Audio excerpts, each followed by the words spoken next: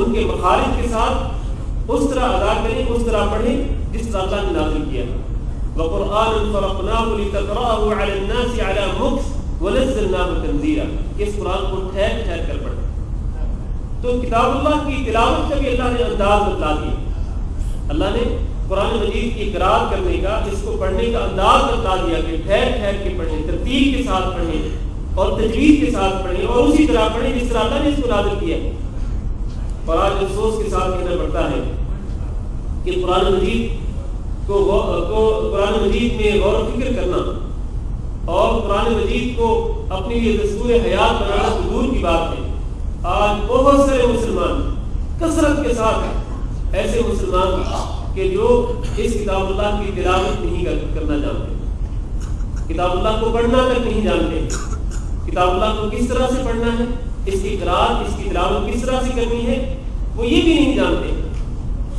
گویا کہ مسلمانوں کے نزدیک اس کتاب اللہ کی اہمیت ہے ہی نہیں. اہمیت اگر ہے تو صرف اتنی ہے کہ اس کو خوبصورت غلاف میں لپیٹ کر اور اس کو خوبصورت الماری کے اندر رکھ دیا جائے، الماری کی زینت بنا دیا جائے اور اس کو سنبھال کر کے رکھا جائے.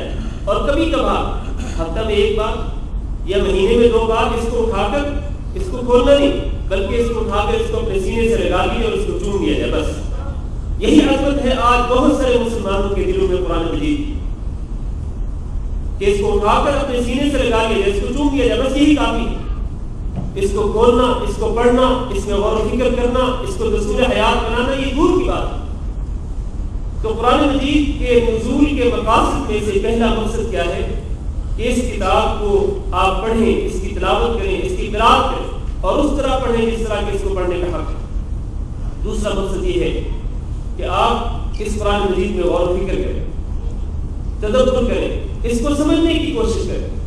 اللہ فرماتے ہیں کتاب انزلناہ الیک مبارک لیدبروا آیاتہ، یہ کتاب بابرکت کتاب ہے. انزلناہ، اس کو ہم نے نازل کیا ہے. اللہ تعالیٰ نے اس کے نزول کی نسبت اپنی طرف کی، ہم نے اس کو نازل کیا. اس لیے تاکہ یہ اس کی آیات میں تدبر کریں، غور و فکر کریں، اس کو سمجھنے کی کوشش کریں. تدبر کریں گے، غور و فکر کریں گے، سمجھنے کی کوشش کریں گے تو اس سے ان کو کیا ہوگا؟ وَلِيَتَذَكَّرَ أُولُو الْأَلْبَابِ، عقل والے لوگ اس کو سمجھ سکیں گے، اس سے نصیحت حاصل کر سکیں گے. تو اس کتاب اللہ سے نصیحت حاصل کرنے کا واحد ذریعہ کیا ہے کہ اس کو پڑھتے ہوئے اس میں غور و فکر کیا جائے، اس پہ تدبر کیا جائے. بلکہ ایک مقام پہ اللہ نے فرمایا أَفَلَا يَتَدَبَّرُونَ الْقُرْآنَ أَمْ عَلَىٰ قُلُوبٍ أَقْفَالُهَا، کہ کیا یہ قرآن مجید میں تدبر نہیں کرتے، غور و فکر نہیں کرتے یا ان کے دلوں پر تالے پڑے ہوئے. أَفَلَا يَتَدَبَّرُونَ غَيْرِ اللَّهِ لَوَجَدُوا فِيهِ اخْتِلَافًا كَثِيرًا، قرآن مجید میں یہ غور و فکر کیوں نہیں کرتے؟ اگر یہ قرآن مجید اللہ کے علاوہ کسی اور کی طرف سے ہوتا لَوَجَدُوا فِيهِ اخْتِلَافًا كَثِيرًا، تو ان کو اس کتاب میں بہت زیادہ اختلاف نظر آتا. لیکن یہ کتاب ایسی عظیم کتاب ہے کہ اس میں شروع سے لے کر آخر تک کہیں بھی کوئی اختلاف نظر نہیں آتا ہے.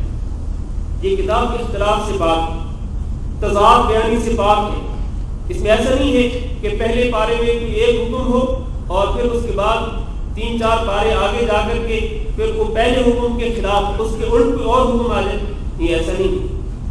آپ دیکھیں گے انسانی جن کتابوں کو انسان تعریف کرتے ہیں، جو کتابیں انسان تصنیف کرتے ہیں، اگر وہ کتابیں لمبی ہوں، سینکڑوں صفحات پر مشتمل ہوں، تو چونکہ انسان جو ہے وہ ناقص ہے، انسان تو قابل نہیں ہے، انسان کے اندر بڑے نقائص ہیں، بڑے عیوب ہیں، تو انسان خود ہی بھول جاتا ہے، لکھنے والا خود رائٹر بھول جاتا ہے کہ میں نے 100 صفحہ پہلے کیا لکھا تھا اور اب مجھے کیا لکھنا ہے.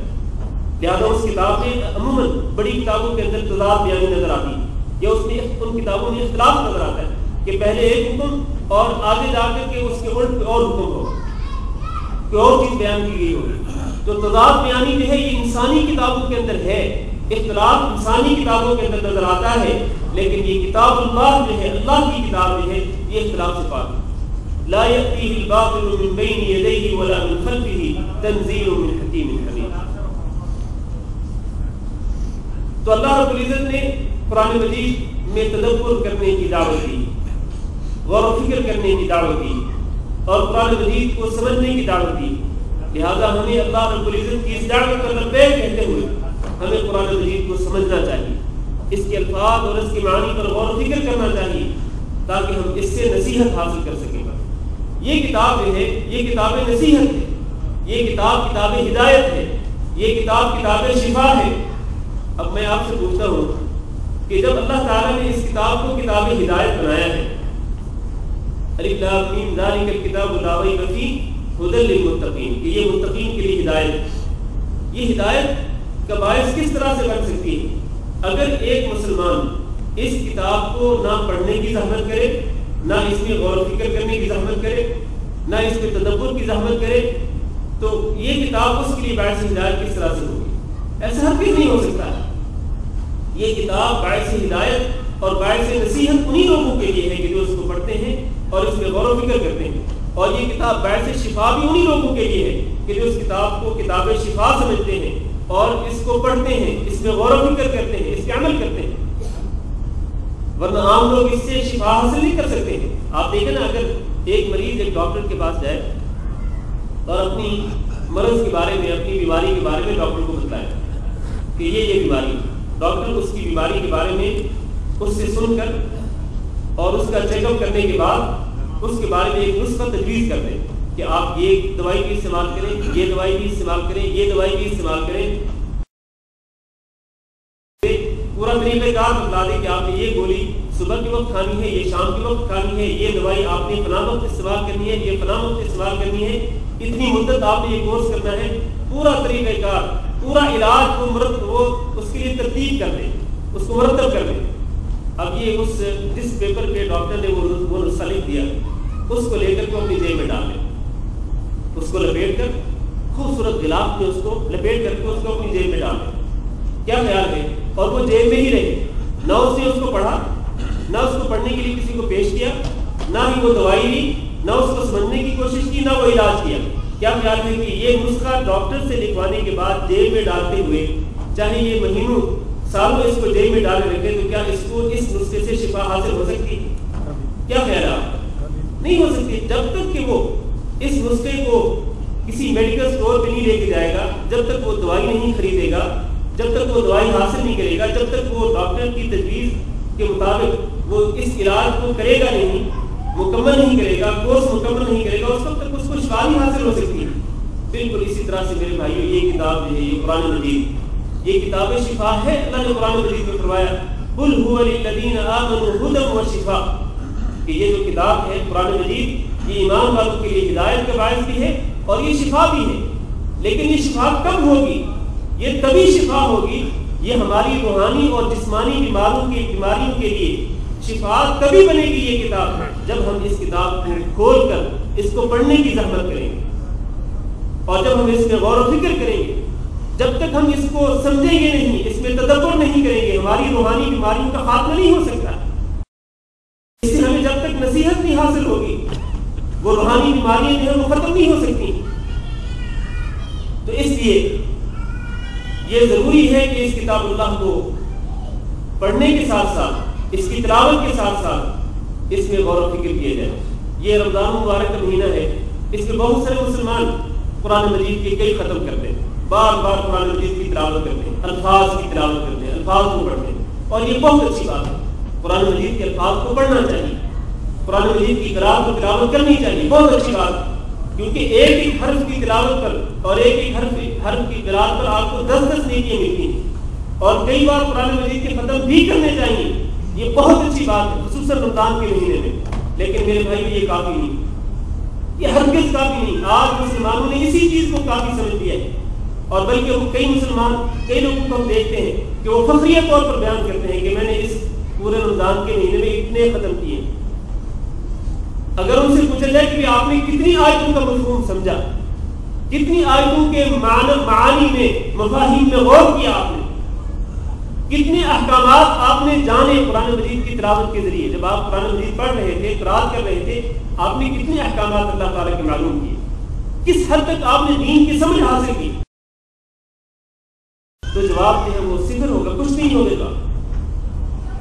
تو میرے بھائیو، یہ صرف کافی نہیں ہے قرآن مجید کی تلاوت کرنا، قرات کرنا، بلکہ اس کے ساتھ ساتھ قرآن مجید کو سمجھنا اور قرآن مجید میں غور و فکر کرنا، تدبر کرنا، اور اس کو دستور حیات بناتے ہوئے اس پر عمل کرنا جو ہے وہ بہت ہی ضروری ہے۔ قرآن مجید میں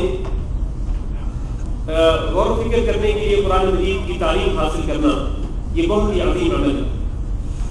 نبی کریم صلی اللہ علیہ وسلم نے ارشاد فرمایا صحابہ کرام کو مخاطب ہوتے ہوئے کہ تم جو یہ بات پسند کرتا ہو کہ وہ صبح کے وقت بطحان یا عقیق کی وادی میں جائے اور اس کو 2 موٹی تازہ اونٹنیاں مل جائیں، دودھ دینے والی اونٹنیاں، بطحان یا عقیق کی وادی میں جائے اور اس کو 2 موٹی تازہ دودھ دینے والی اونٹنیاں وہ مل جائیں۔ صحابہ کرام نے کہا کہ ہم میں سے ہر شخص کو یہ بات پسند ہے کہ وہ وادی میں جائے اور اس کو 2 اونٹنیاں مل جائیں، اس سے بہتر اور کیا ہو سکتا ہے؟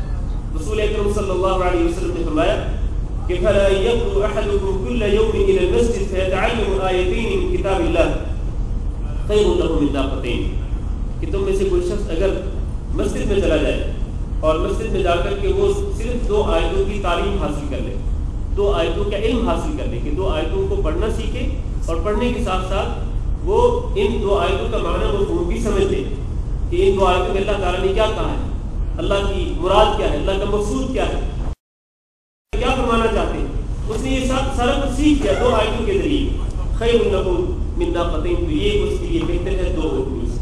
اور اگر وہ مسجد میں جا کر 3 آیتیں سیکھے، 3 آیتوں کی تلاوت اور معنی مفہوم سمجھ لے تو یہ اس کے لیے 3 اونٹنیوں سے بہتر ہے۔ اسی طرح جیسے جیسے یہ آیات کی تعداد بڑھتی جائے گی اسی طرح اس کے ساتھ ساتھ اونٹنیوں کی تعداد بڑھتی جائے گی۔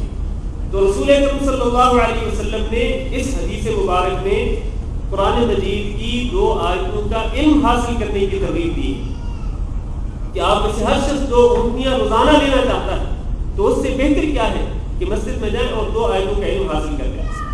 تو اس نے بھی رسول اکرم صلی اللہ علیہ وسلم نے کوئی ترغیب دی ہے کہ آپ قرآن مجید کو سمجھیں، قرآن مجید میں غور و فکر۔ آج ہم دنیاوی کاموں کو سیکھنے کے لیے بڑی تگ و دو کرتے ہیں، بڑی جدوجہد کرتے ہیں، بڑی محنت کرتے ہیں، بڑا پیسہ خرچ کرتے ہیں، لیکن ہم نے قرآن مجید کو سمجھنے کے لیے کیا کیا؟ قرآن مجید کی تعلیم حاصل کرنے کے لیے، قرآن مجید میں جو نور ہے اس کو اپنے دلوں میں اتارنے کے لیے ہم نے کیا کیا ہے؟ ہم نے کچھ بھی نہیں کیا۔ تو ہمیں اس طرف بھی توجہ دینی چاہیے۔ اور پھر ایک بات اور بھی بڑی اہم ہے، دیکھیں آج ہم امت میں جو اختلاف دیکھ رہے ہیں، امت میں ہمیں جو اختلاف نظر آ رہا ہے کہ مسلمان جو ہے وہ مختلف گروہوں میں تقسیم ہو چکے ہیں، تو یہ مذہبی گروہ بندی جو ہے اور امت میں جو شدید اختلاف نظر آتا ہے اس کے اگرچہ کئی اسباب ہیں، لیکن عزیز بھائیوں ان اسباب میں سے سب سے بڑا سبب یہ ہے کہ مسلمانوں نے قرآن مجید کو سمجھا ہی نہیں، قرآن مجید کو سمجھنے کی کوشش نہیں کی، قرآن مجید میں تدبر نہیں کیا، غور و فکر نہیں کیا، قرآن مجید کا عمل نہیں کیا۔ تو قرآن مجید میں غور و فکر نہ کرنے کی وجہ سے اور قرآن مجید کو اپنے دلوں میں نہ اتارنے کی وجہ سے آج ہم دیکھتے ہیں کہ مسلمان باہم دست و گریبان ایک دوسرے سے لڑ رہے ہیں، حالانکہ یہ مسلمان جو ہے ایک اللہ کو بلانے والے اور ایک نبی کی اتباع کرنے والے، سب کا دعوت تو یہی ہے نا کہ ہمارا خالق و مالک اکیلا اللہ ہے اور ہمارے نبی جو حضرت محمد صلی اللہ علیہ وسلم کے سب ایک ہی قبلے کی طرف رخ کر کے نماز پڑھتے ہیں، لیکن باہم دست و گریبان ایک دوسرے سے لڑائی ہو رہی ہے، قتل و غارت ہے اور شدید اختلاف ہے، گروہ بندیاں ہیں، تعصب ہے، فرقہ واریت ہے۔ اس کی اصل وجہ کیا ہے؟ اس کی اصل وجہ مسلمانوں کی قرآن مجید سے دوری، اور جیسے جیسے مسلمان قرآن مجید کو اپنے سینے سے لگائیں گے، قرآن مجید کو پڑھیں گے، قرآن مجید میں غور و فکر کریں گے، قرآن مجید کو اپنے دستور حیات بنائیں گے، اس پر عمل کریں گے، ویسے ویسے ان کے درمیان اختلاف ختم ہوتا چلا جائے گا۔